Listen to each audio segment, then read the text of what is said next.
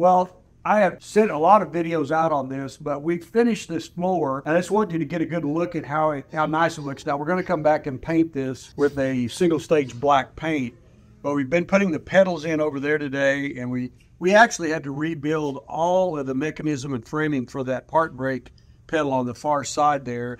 Here's the heater over here that we're going to put back in, and the stick shifts back in for the transmission.